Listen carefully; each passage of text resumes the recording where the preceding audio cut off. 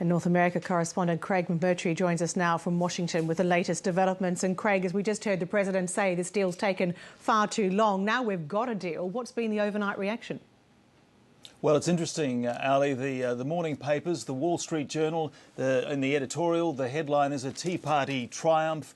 It writes, in this deal, they've forced both parties to make the biggest spending cuts in 15 years. The New York Times, it has a terrible deal as its headline on the editorial, saying it is a nearly complete capitulation to the hostage-taking demands of Republican extremists. It will hurt programs for the middle-class poor and hinder economic recovery. Certainly the overall mood here this morning is Republicans got more than the Democrats and that the President had to give ground. And how are the two sides spinning it?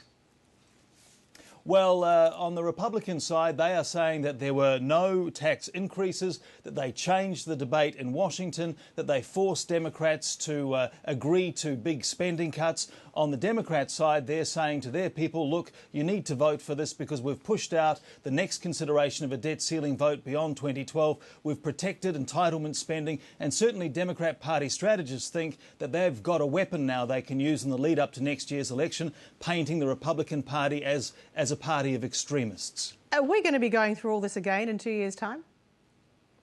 Well, who knows? But essentially it all comes down to the super committee now. That's where the weight is. They're the ones who've got to identify the next round, $1.5 trillion of cuts. If they don't, there are automatic cuts and things that politicians on both sides care about, like Medicare and defence. And the other thing to say about that is the Bush-era tax cuts expire next year before the election, and the White House, the President, have already flagged that they intend to prosecute that debate next year as well. So this certainly isn't necessarily the end of this discussion. Well, indeed, because there are certainly some conflicting statements about future tax cuts, aren't there?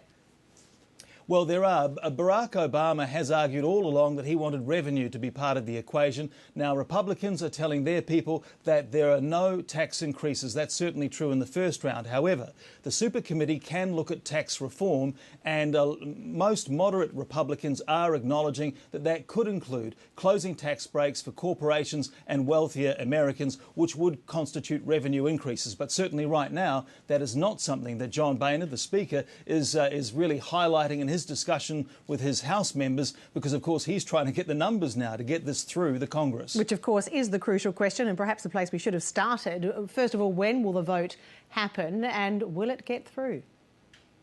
Well, the latest we're hearing is that the Senate vote likely this afternoon. It's expected to get through the Senate. It would be a major surprise if it didn't there. And the House vote probably tonight, maybe tomorrow if they're having trouble getting the numbers. In terms of getting through, look, it would be astonishing if you've got the President, the Vice President, the leaders of both parties in both chambers all signing on. It would be extraordinary if it didn't get through.